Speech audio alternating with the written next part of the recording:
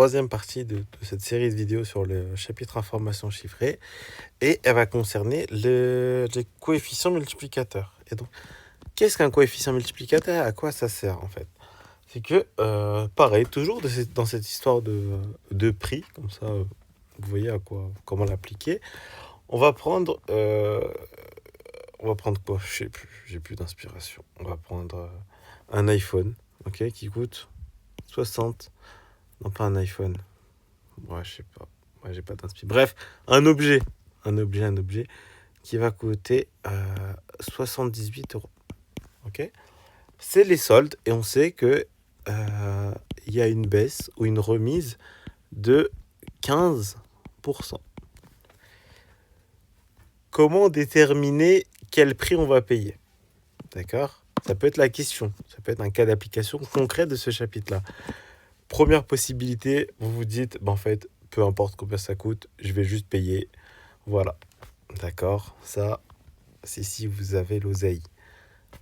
Par contre, quelqu'un qui veut réfléchir, qui veut essayer de comprendre, en fait, comment on peut déterminer ça? Comment on peut savoir le prix final, sachant que mon objet coûtait 78 euros, qu'il y a une remise de 15%, comment je peux savoir combien ça va me coûter? Ok? La première possibilité, ça serait de déterminer 15% de 78, d'accord? Donc, petit rappel, pour déterminer ça, en fait, on fait 78 fois 15 sur 100, d'accord? Et calculette.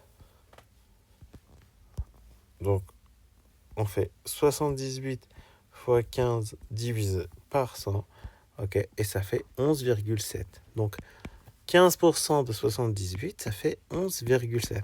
Ensuite, on fait 78 moins 11,7. Ce qui va nous donner 66,3. Ok, donc le prix final, ça va être de 66,3 euros après remise. Ça, c'est la première possibilité. D'accord? C'est de déterminer à combien correspond les 15% et ensuite de déterminer ça. Sauf qu'en fait, on a un outil.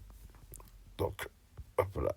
On a un outil qui s'appelle le coefficient multiplicateur. On a une formule qui nous dit qu'une hausse de t%, et on voit bien que c'est de t%, donc il faut un pourcentage, ça revient à avoir un coefficient multiplicateur qui vaut c égale à 1 plus t sur 100. D'accord? Et si jamais on a une baisse, donc ça va nous donner... si jamais on a une baisse, on va faire 1 moins t sur 100. D'accord? Donc qu'est-ce qu'on fait en fait pour calculer le coefficient multiplicateur associé à... Donc nous en fait on a quoi? On a une baisse de 15%. On va appliquer la formule. Donc c égale à 1 moins t sur 100. D'accord? Donc en fait ça va faire 1 moins 15 sur 100. Et en fait ça nous donne 0,85. Ok, donc le coefficient multiplicateur il vaut 0,85. Maintenant, un coefficient multiplicateur, du coup, on va multiplier. Pour savoir le prix final, qu'est-ce qu'on fait? Eh bien, on va faire 78 fois 0,85. Ok? Et ça va nous donner... Ça va nous donner 78 fois 0,85. Ça nous donne 66,3. Et c'était bien le prix qu'on avait trouvé. Ok, donc un coefficient multiplicateur, il sert à ça. Il sert à déterminer par combien on doit multiplier le prix initial pour déterminer le prix final. Si jamais on avait une hausse de 28%, par exemple, le coefficient multiplicateur, ça va être 1 plus 28 sur 100. Et donc ça va nous donner 1,28. Ok ?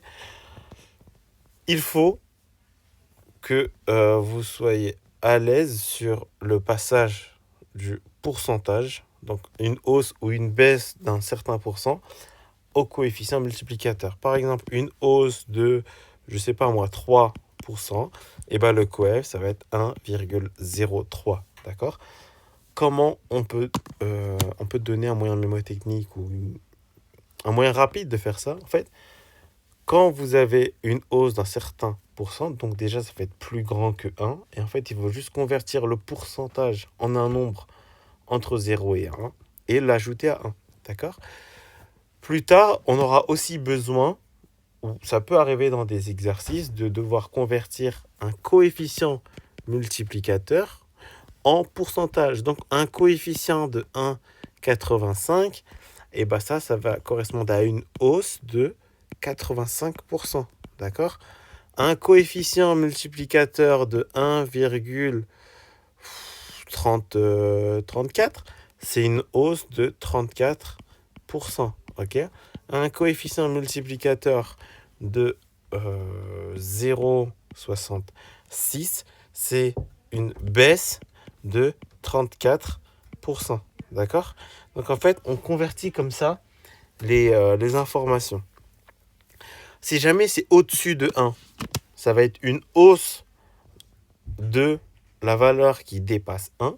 Okay? Si c'est en dessous de 1, vous regardez de combien il faut compléter pour arriver jusqu'à 1. Okay? Et ça va être une baisse de ce pourcentage-là.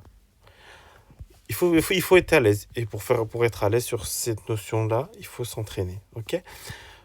Donc là, vous avez un exemple. C'est le fameux coffret brume iconique Keriosa Sol de Janeiro. 40 € quand même de nos jours. Et il avait aussi diminué de 15%. Donc ça revient à faire ce qu'on a fait.